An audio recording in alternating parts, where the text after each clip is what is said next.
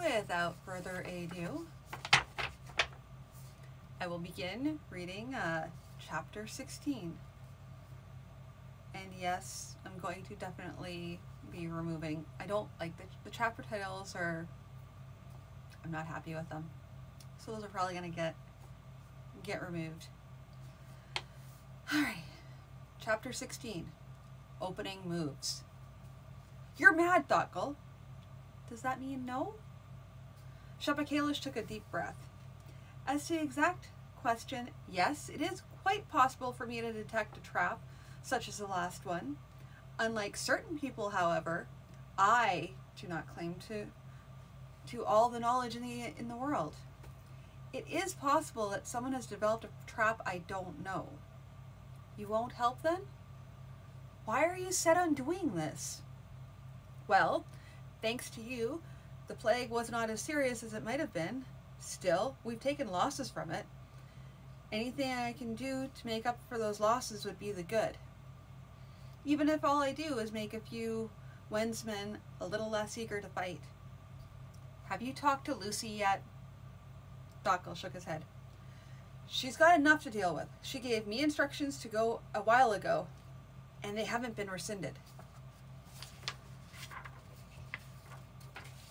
And it's not because she thought you'd have the sense to refrain from going? Dockel smiled, spreading his hands. Can I read anyone's mind? And you're not going to bring it up to her, are you? Shapakalish said disgustedly. Her last orders required you to take a guard. Who had you thought to take? Moxa was just about ready yesterday. They were both silent for a moment. Moxatarum had come down with the plague toward the end of the outbreak, and for a time it did not respond to the plague drink, as the people called it. At last, however, he had come out of the illness and begun to mend. All Shapakalish's efforts had not saved everyone, nor could he bring anyone back from the dead. There were dead, all too many dead, throughout the old city. Moxatorum shook his head. I'm not in the best of shape. If we had to run from one of those gigglers, I doubt I'd make it. We're hoping not to have to run from anything, and I prefer not to take the time to train anyone new. And if I go along and we all get killed because I'm not well enough to fight, Captain Teheran will skin me alive and use my hide for saddlecloth. If we get killed, he won't be able to come and get at you.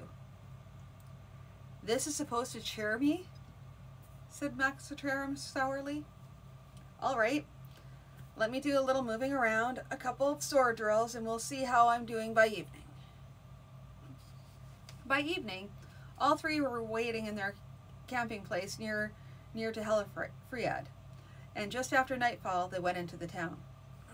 For all his cheery optimism, Thoughtful was wary, almost nervous, and he could see Moxa was in much the same mood.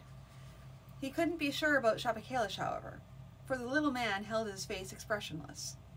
He had, however, expressed his feelings earlier. Thoughtful was sure that they were going to hit on a patrol coming around some corner at any moment, or worse, ascending from Dr. Gobnash. Nothing happened. They finished their work in the open town and then began making their decision as to which locked premise they should invade. Weapon stores, suggested Thoughtful. Shapakalish thought a moment. I've got a bad feeling about that. Nothing definite, just a feeling. After the previous experience, Thoughtful was not about to press him to go against one of his feelings. Commander's antechamber? Nothing magic there, but the same two talismans that have been there every other time. All right, let's go there. Despite Shapakalish's assurances, Thoughtful had a hand on his ox goad as they went in. Everything is quiet. His hands shook a little as he wrote "Bitter blow the winds of Ascos" on the wall.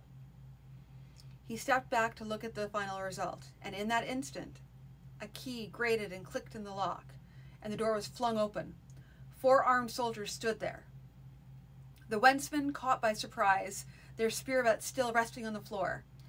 Regular stores inspection had become one of their duties they had to do on their rounds, but none of them expected anything ever to come of it. Thockel recovered first. Whipping the ox goad from his belt, he jumped towards the soldiers. They tried to move back to have room to use their spears, but he was already too close, slashing and stabbing with his weapon. Moxitarum, taking advantage of the fact that Oxgull's attack had taken the soldiers' attention, followed up by stepping in and thrusting with his own spear. One guard was already down, and Moxitarum was able to take another in the side as he sought to come to grips with Thockel. The odds were even, and swung promptly the other way as another went down. Then the last one, trading spear thrusts with Moxa, realized his plight and turned to flee, which was fatal for him. Messages have just come in by bird from Helifriad, Dr. Gobnash. The Ascos graffiti writers made their way into the commander's antechamber 2 nights past. Is the commander certain it's the same people? Tolerably certain. On the first evening, a patrol spotted a man, a boy, and a mule across the market square, and when they got there, the 3 had disappeared. But that message was written on the wall. Survivors of the patrol that surprised them in the commander's antechamber the other evening insisted that there had been 2 men, a boy, and a mule there. The second message said that indeed traces of mule hoof prints were found there. Dr. Gobnish said nothing for a moment, and Narnish felt a moment of triumph, a definite feeling that, for all the doctor's smooth brow, behind that mask was a bafflement that would twist anyone's face into a wrinkled mass. A boy and a mule? Did he hear the slightest puzzlement in the voice? Yes, a boy and a mule. None of this speaks to you, does it? Dr. Gobnash bowed slightly and then said, "Not at all, Highness. Let me return to my workroom and see what I might discover." "Go on, good doctor. I hope to see results soon." "Got you, you sandy-colored little bugger. Baffled to the core." He watched as the doctor made his usual calm departure, then became aware that some less experienced servants were casting glances at him, as if wondering what madness had stricken him. "Orabash, if you cannot provide me with servants who don't jump around and twitch all the time, perhaps I should put someone else in your place." He was gratified to see the lot of them stiffen, knowing they were in trouble. "Who's to see me next? Not the local merchants again, I hope." Lucy didn't seem particularly angry today, just upset, and perhaps tired. "Thockel, Captain Terran has reported to me that the result of the last night's foray. He has also reported to me what happened in the previous foray, before the plague interfered with everything. Don't you think it's becoming a bit dangerous, even for you?" He smiled and spread his hands. "Yes, I'm afraid I have to admit we've pushed our luck there as far as we dare. On the other hand, though, we are gathering our troops for the campaign. Might I propose a flying column to Helfriad? We could demand they surrender lest the winds of Ascos blow, and if they refuse, I could give them a sample of the wind. And if they still refuse to surrender, then I blow down the main gate. But I doubt it will come to that. The notion has much to commend it, and not merely for the small prestige such a victory would bring. We would also have command of supplies from the surrounding area, which will make things a little more difficult for Narnash. But I dislike the risk to you yourself, if some archer on the wall makes a lucky shot. We have discussed that before. I'll be as careful as I know how to be, and I won't say yes or no right now. I'll want to talk to El Coriat before I decide." "I'll wait for that then." "What?" she said, humor a bit forced. "Thockel agreeing to wait for my decision? You're not going to get a band together and ride off tonight just to show me." He grinned and spread his hands again. "Regrettably, lady, your captains are entirely too loyal. I could take myself, perhaps shop at Kalish, and maybe find a dozen others willing for a romp. But even I have to admit, this adventure needs more. The archer looked up across the fire at the woman. I'll be going tomorrow. Her face was the blank mask he'd seen before whenever she felt emotion she didn't want to show. Tomorrow? Yes. Bloody Narnish will be on the march soon, and I have to be out there to watch his host. Will you come back? I'm going out on risky business. I'd be a fool to say for certain that I'm going to live through it. But if you live, she let trail off. Do you want me to come back? 2 weeks back, she had invited him into her bed, but it was only 2 people, alone, sharing something to keep back the loneliness. If you want me to come back, he said into the silence, knowing she was trying to conquer her pride to ask him back. I'll come back. There'll be a place for you. He realized coming back might indeed be a good thing. I hear you're sending 10 men to help train Lady Lusomi's phalanx.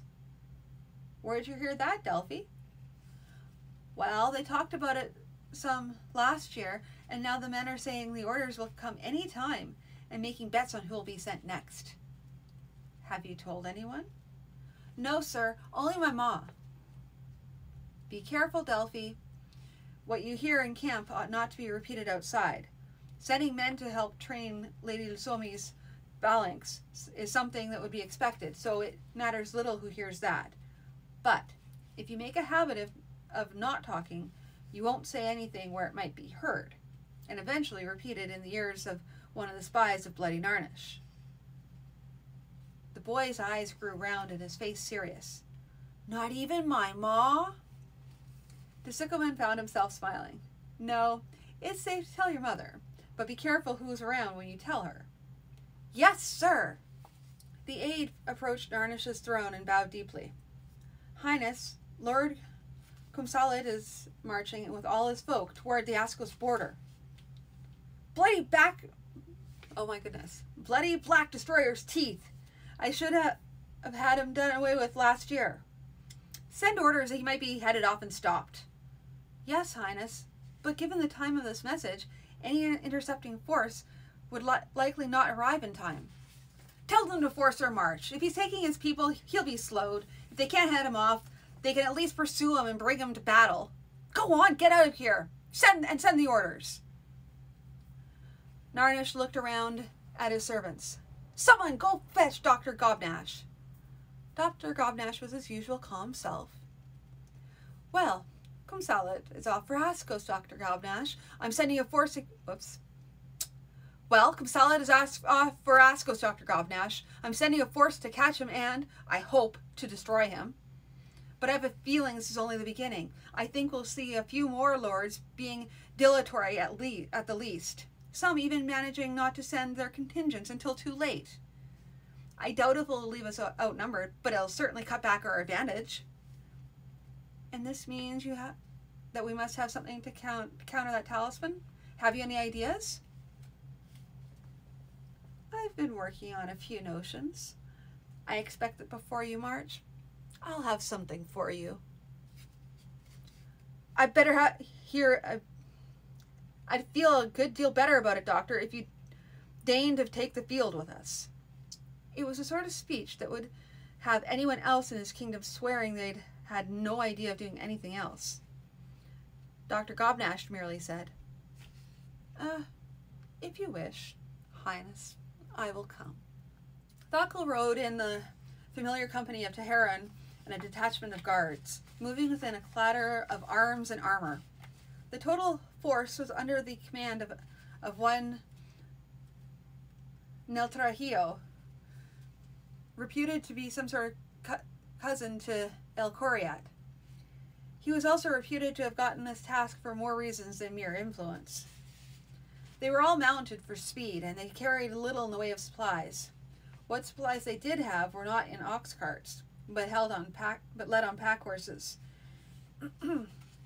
which limited the amount and type of supplies they could take.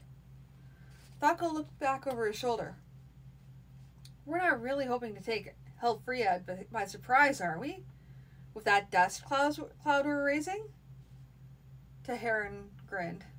Well, there are degrees and degrees of surprise. Best would be to show up at the gates totally unexpected.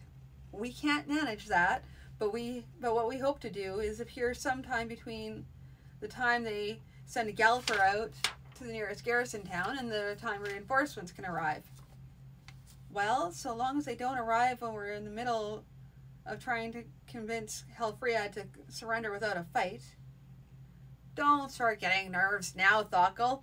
Everyone knows this was your idea. Helfried had not been a large town, but it had been chosen, because of its site, to serve as a local government center, to keep a garrison of Wentz troops, and to serve as a supply center when necessary. Its status as a local government seat drew some folk, mostly from Wentz, to fill the necessary posts. This in turn drew people to provide services for the soldiers and increase population. From a very small place, it had grown into a respectable sized town. Under the rules of various Wentz kings since Ascos's initial defeat, the walls had been maintained and even strengthened. It might be possible to take this place by storm, but we're not enough to do the job. Neltorahio had features similar to Alcoriat, but he lacked the axe-carved planes of chin and cheekbone and brow. One could predict, though, that a few more years would remedy that. He looked at Thakkel questioningly. You're sure they'll surrender? Thakkel had been wondering why he'd been called to the command session. Mostly he'd been treated as a weapon, albeit a weapon one had to be polite to. He shrugged. The groundwork's been laid, and I'm fairly sure it's had its effect. Am I sure they'll surrender? No. I think, though, that a demonstration or two will change a lot of minds in there. Could you blow down a wall? He glanced at the walls, realizing all at once that his whole experience with the Talisman had been that one battle last year. Could he blow down a wall? I don't know. Perhaps, but don't bet on it. It might be possible to take out a gate. I see. You're singularly ill-informed for the man who's going to use that thing. I'm afraid so.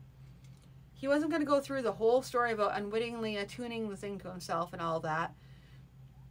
And all that had come of it had been, and all that had come of that mischance. Oh my goodness, sorry guys. Neltrio had looked at him, almost a glare, and abruptly Alcoriat's features were more clear in his face. The Lady Lusomi won't be happy if we've all come this way to no purpose. But more importantly for you, I won't be happy. At least he's not a short one. If it makes you any happier, Commander, this was my idea. And if it doesn't work out, I'll be annoyed at the instigator myself. It clearly didn't make the commander any happier. He glared at Thakkel for a moment longer, then said, well, let's get to it. You'll go up with the party along with the herald. The herald will summon them to surrender, and if it's necessary, you'll use the talisman. He looked for a moment as though he wanted to make some further statement or threat, and then he turned away. Thakkel understood why the guards were with him, of course. It wasn't likely to come down to protecting him against a sally from inside the town, but they would be expected to interpose their shields or even their bodies from between him and any arrow, slung stone, or even a javelin from the walls. He remembered Moxitarim's statement about people who weren't afraid and congratulated himself on being sensible. It was against all custom and tradition to attack heralds or parties coming to parley, but that would be little comfort if he ended up dead. They were within calling distance of the walls now, and the herald cupped his hands at his mouth and shouted, "Hello, you on the walls, do you hear me? I wish to speak to your commander." One of the men shouted down, "Just a moment and I'll send for him," which was intended as a ploy, as if a hostile force appearing outside the walls would not have drawn the commander to the walls long ago. On their part, the party with the herald did their best to seem unworried and casual, as though none of them considered the possibility that a sudden sally might, against all expectation, be made from the town. At last a new voice spoke. "I am Maltash Howelden, commander of the forces of King Narnish in this town. What do you want?" At which the herald answered, in the agreed words, "Lord Nelthario Halicor summons you in the name of King Losomi Haskavodo to surrender, lest the winds of Askos blow." The answering shout came back in a moment. "Helfriads are proof against a little wind." Harold looked at Thokkel, who nodded. He hadn't expected them to surrender without a demonstration. He pointed his finger and swept it along the wall.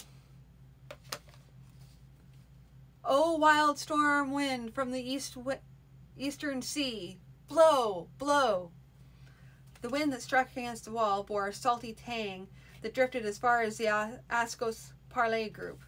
It smashed a sudden driven rain against the wall, and the men on the wall disappeared.